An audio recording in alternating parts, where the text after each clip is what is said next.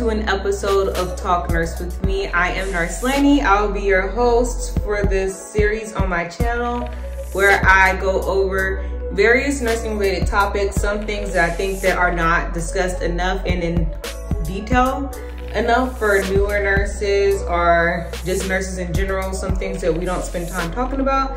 So here I am talking about it. Today we're going to discuss staffing and nursing as the title suggests. So before we get into that, I'm just pulling everything up because I normally already have this pulled up, but I don't today. But we're gonna first kick it off with the wine highlight. So today we are drinking Yellowtail Pure Bright Pinot Grigio. It was $5.49 from Total Wine. This is like a healthier wine alternative. So I'm going to be going down or drinking several healthier wine versions in the next upcoming episodes because I'm trying to be healthier and some wines can have a lot of sugar. So we'll try this out today. I'll let y'all know how I like it. I do know I am a fan of Pinot Grigio from some of the other stuff that I've drank before. So I at least have something to compare it to. The flavor profile is described as light and refreshing, bursting with apple, pear, and passion fruit flavors. I think the alcohol content is 8%, if I'm not mistaken. Let's see. 8.5% alcohol content. It's only 80 calories in here, so that's pretty good. And what else did I want to tell y'all? They suggest for it to be paired with Asian cuisine. So that's really cool. I was trying to see what are the other, no protein, no fat, and 1.6 carbs per 5 fluid ounces. So we're gonna be sipping on this throughout the episode. I'm gonna let y'all know how I like it after I pour up a little bit. I honestly don't know how much 5 ounces is. It smells good. I can smell it from here.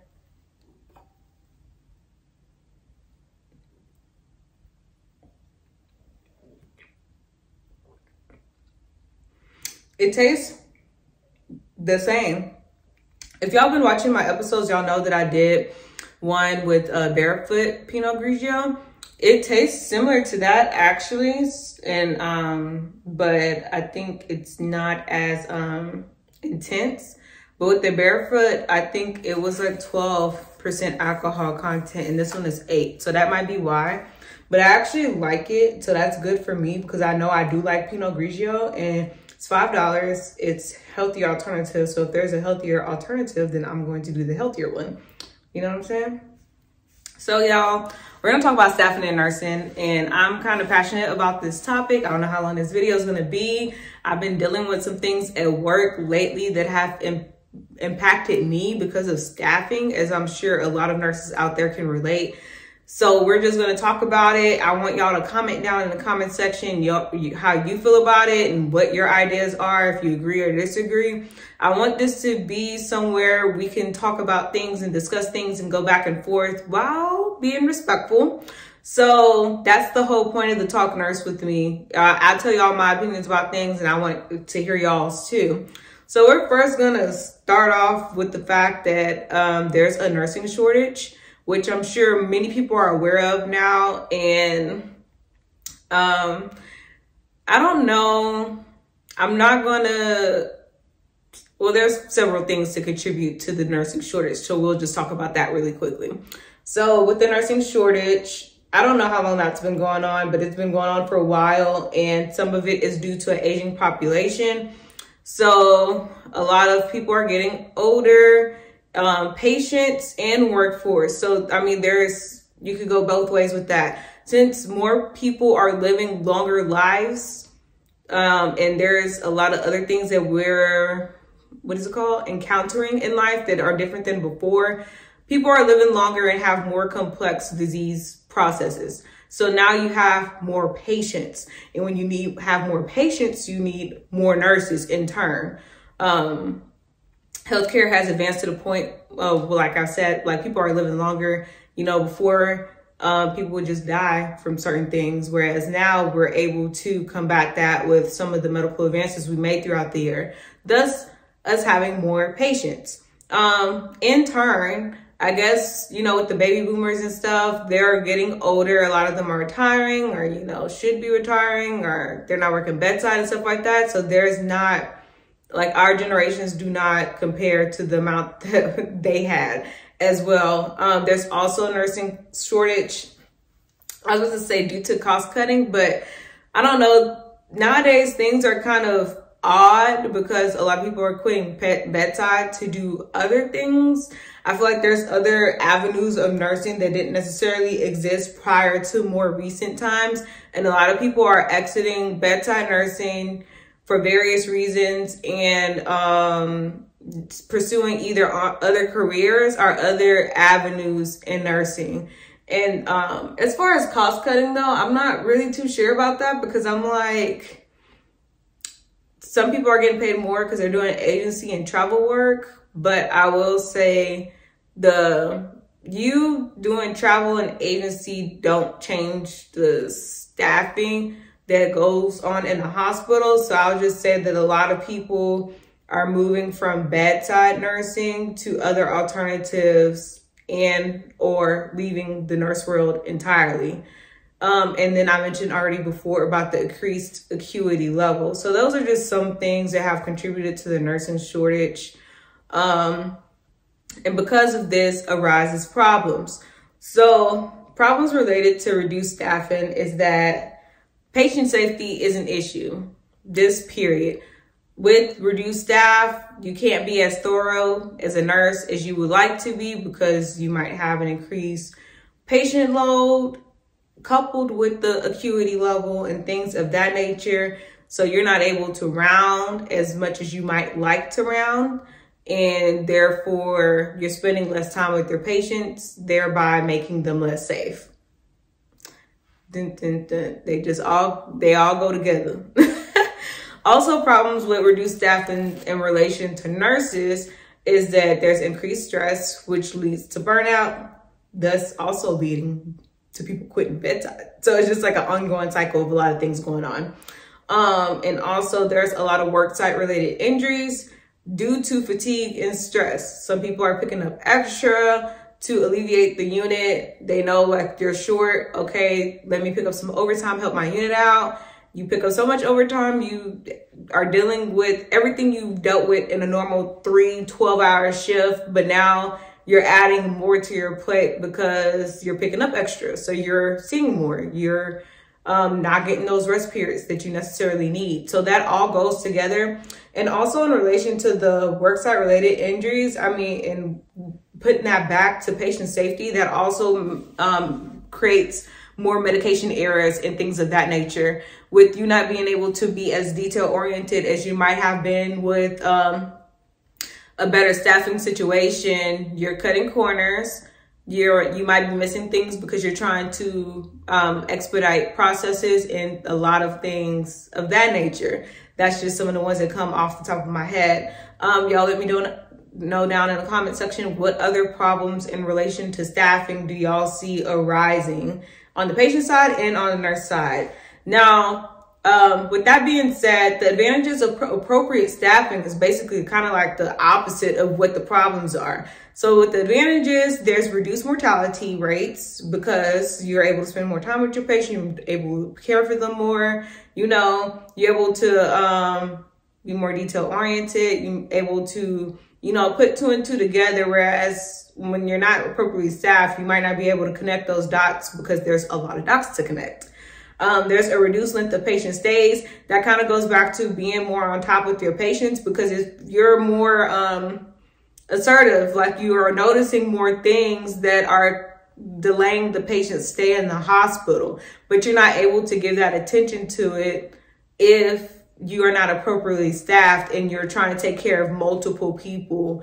You might, and sad but true, you might just be trying to get through your shift and you're not actually even trying to get them to go home, because there are some things that nurses can, I don't want to say power forward, but kind of I don't want to say expedite the process, but there are some things that nurses can do that'll help everybody come together, as far as like doctors, case manager. Like, we close the gaps in a lot of situations. We're the middleman. So when we notice something, we're able to communicate to this person and this person, and this is what's going on and such and such. I have an example of this actually.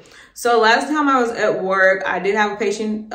She expressed concern regarding her ambulation, and she was supposed to be being discharged the following day. So now I know, because I was with the doctors when they were rounding, they expect for this patient to discharge tomorrow. So technically she doesn't have any barriers, but the patient feels uncomfortable going home because she doesn't feel like she's safe to ambulate wherever she lives at.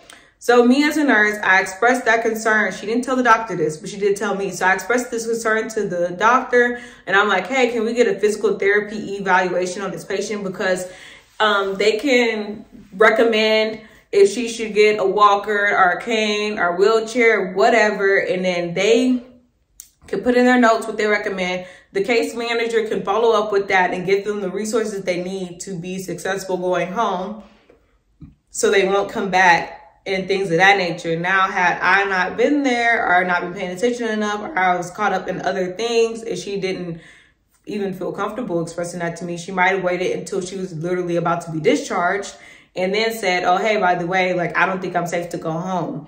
And then they would have had to wait till, which is now today, they would have had to wait till today when she's already supposed to be discharging to do all of these things. Whereas, since I knew about that yesterday, I was able to tell the doctor all these things and put all these things in place, so that today, probably in the morning, a lot of that stuff could have been like concluded or resolved. And so now she will get home at a good enough time. But depending on when things come in to certain people's knowledge, it might delay discharge for a day or two, because now you're looking for a walker. I had a patient like last week. He was looking for a bariatric walker. Then it turns out that the hospital didn't have bariatric walkers. So then the daughter had to secure one of her own. It wasn't safe to let the patient discharge before they had the walker in their possession and things like that. So that patient ended up staying up over a whole weekend because the daughter couldn't find a bariatric walker until like Monday or something. And then he went home. But it's just like stuff like that. Sometimes people are in the hospital unnecessarily longer than they need to be just because of things like that. And you can't discharge anybody home when you know it's not safe for them to go home, or at least you shouldn't if that has occurred. But that's advantages of appropriate staffing. Also, it reduces a number of preventable events such as falls and infections. Like I mentioned earlier, with appropriate staffing, you're able to round on your patients more frequently and check in on them and see how they're doing. With that being said, since you're going in there more frequently, you can see what they're up to and reinforce them not getting out of bed when they don't need to. You can tell them, hey, let's go to the restroom while I'm already in here. You watch them go to the restroom. You're not rushing, trying to get this person into the restroom and hurrying, trying to get them back into bed so you go to your next patient room. Or you're not just putting them in the restroom and then leaving the room entirely to go to another patient room because you are busy, and then the patient might fall when they get up to go wash their hands or something like that. But you're able to be there throughout that whole process because appropriate staffing. So that's just like example I could think of off the dome in regards to that. And I guess another advantage of appropriate staffing is kind of how I mentioned, or it's in relation to what I mentioned before about the people going home safely. If you discharge the people home, and then they might come back because they didn't feel at home because they didn't have the appropriate DME equipment. Like for me personally, I would not even recommended physical therapy eval for that patient because she seemed to walk just fine for me. But again, I'm only seeing her walk shorter distances. So maybe for longer distances, she does need something, and that's what physical therapy is going to evaluate. But I wouldn't have even consulted them, honestly, if she wouldn't have said something to me about it. And basically it reduces readmissions because she not coming in for something else. She got everything she needed at home. She's good. You know what I'm saying? So that's just some advantages. If you have any additional ones, y'all go ahead and comment that below as well. And now we're going to get into what I think an appropriate nurse to patient ratio will be in a perfect world. But before we get into that, I'm gonna go through what a normal nurse to patient ratio now is, like how we've been being staffed in recent times.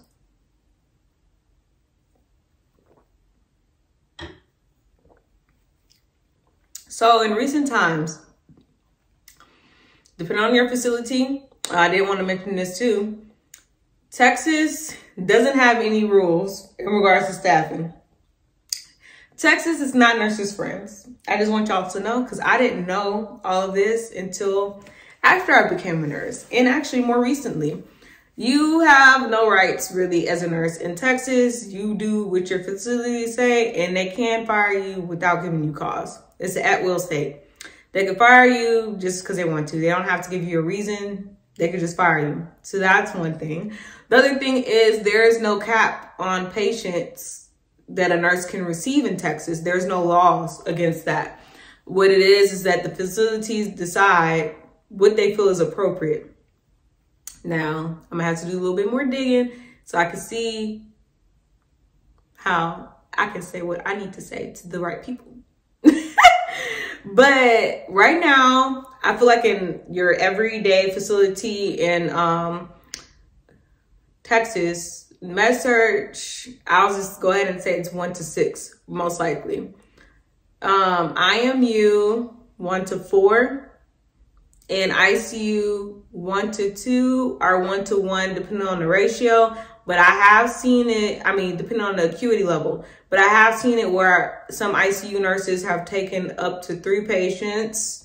And I've seen it or heard where, I've heard really, where some IMU nurses are taking 5 patients, and that's in Texas again. So we're just gonna talk about right now what I think is appropriate staffing and how things should be in general in regards to how many patients a nurse should receive. In med-surg, in the perfect world, I think that we should be 1 to 4 and maybe 1 to 5, depending on the acuity level. Some people are in there for like UTIs and they're just getting IV antibiotics once every 12 hours, sometimes once every 8 hours, in addition to their like regular home medications, and they don't require much. So some of these things are kind of like a play-by-play. I say 1 to 5 if some of your patients are like, can walk and function on their own and don't really need your assistance. They're just really there for the medication side of things, and they'll go home in a couple of days. Now, if your patient is more dependent, they need to be fed, they're bed bound, they're incontinent, and a lot of things of that nature, then maybe 1 to 4, because in order to properly care for them the way that I feel like they should be cared for. Let's just be frank. In the regular med-surg world, and honestly, a lot of this stuff has to do with the facility's expectations on the nurse. So for you to be like an A+ nurse, and I mean like you're giving them their meds, you're spending time with your patients, you're helping them with their hygiene, whether they need to be helped or not, but you're like providing them with the toothbrush, toothpaste, you're getting them up in the chair in the mornings, you letting them walk in the hallways with you, you're offering them showers and they're taking showers. Maybe they have wounds, they're being dressed and all this other stuff. In a perfect world, if all of that is going on, 1 to 4. Now, I feel like when you are 1 to 5, 1 to 6, some of that stuff that's not critical to their healthcare suffers because you don't have time to wait for your patient to finish pooping and you assisting them to go back to the bed. Let's just be real. You don't have time to necessarily bathe the bed-bound patients all the time. Sometimes you can get away with it because they are dirty anyway, so you just go ahead and bathe them at the same time. But like sometimes it's just not like feasible. Some people, they might take 20, 30 minutes for you to bathe, or sometimes I've seen where people be up in the room for an hour trying to help their patient get it all together. You know what I'm saying? So that's not as feasible if you have a higher nurse patient ratio, which is why I'm saying that if you are doing all of those things and you're looking through their charts, you look through all their orders, you're following up with everything, you know what I'm saying? You're like educating the patient, then I think med-surg should be 1 to 4. And that's if you have like a stroke patient, you have like a pain patient where you're having to go in their room every 3 to 4 hours to give them pain medications.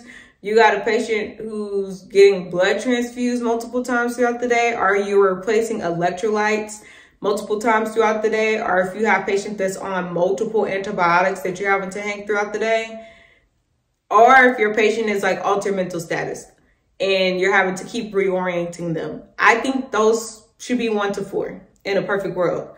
I think it should be 1 to 5. If, like I said, one of your patients is just there literally to get the IV antibiotics and you only have to really go in there according to their medications every like 4, 5, 6 hours. You should still be running on your patients, but I'm just saying you are just checking on them at that point. You're not actually physically doing anything.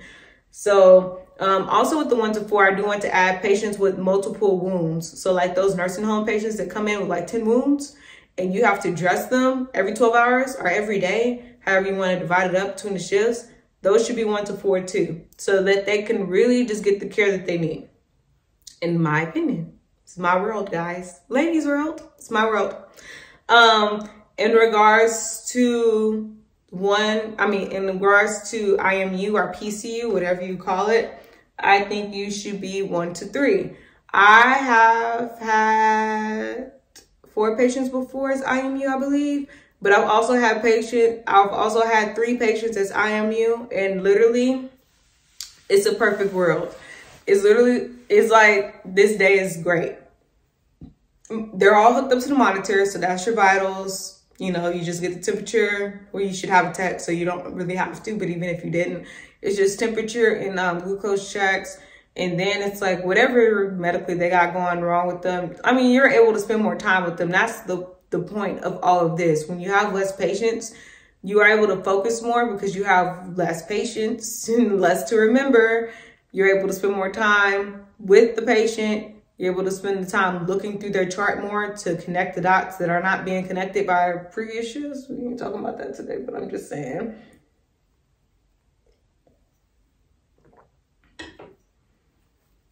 When I've had like the ratios I'm suggesting is either med-surg or PCU, IMU, I've had like pretty good days. It's like, now I'm able to go above and beyond because I have time to.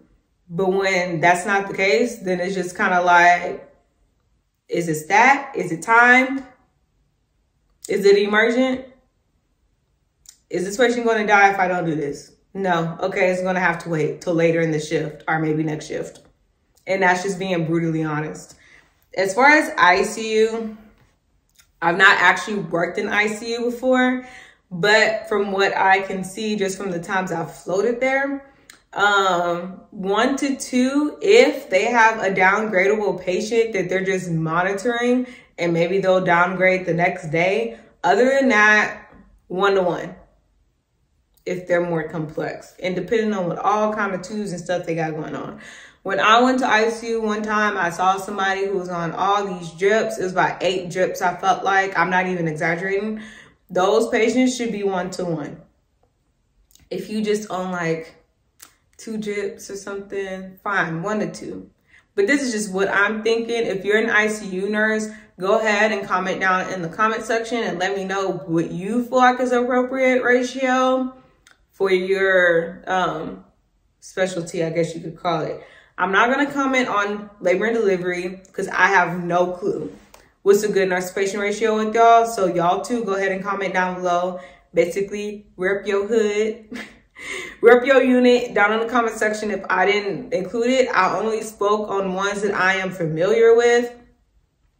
So ER nurses, ICU nurses, L&D nurses, PICU nurses, PD nurses, y'all go ahead and tap in and comment, what do you feel like is an appropriate nurse to patient ratio down in the comment section. But as far as what I've encountered personally and what I think it should be, this is what I think. Med-surg 1 to 4 or 1 to 5, depending on the patient.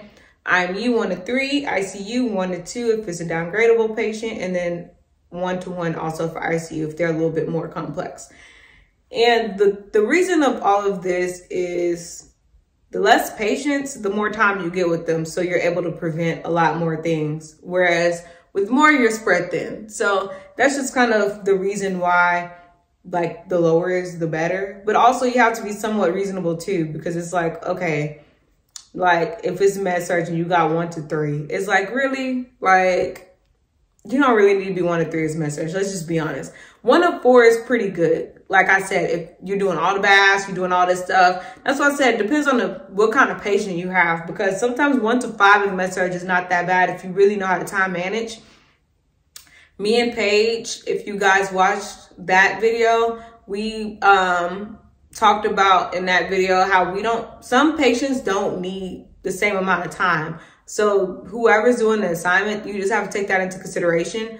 Some patients don't require that amount of time. You can literally go in there, talk to them and educate them and do everything while you're hanging their meds or whatever. And then they're good. They don't require much. So I guess we can add that to the list too.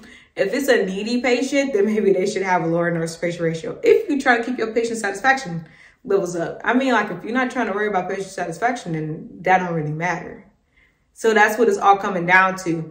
It's like a cross-section between patient satisfaction being good, nurse satisfaction being good, it also being cost-effective, and whatever else I'm not currently thinking of at the moment. So it's like trying to find that perfect balance between all that stuff. So y'all let me know down in the comment section if you agree with what I said in this video. If you don't agree, y'all comment down below. Like I said, this is an environment I want to have with y'all where we're talking about a lot of different things such as this.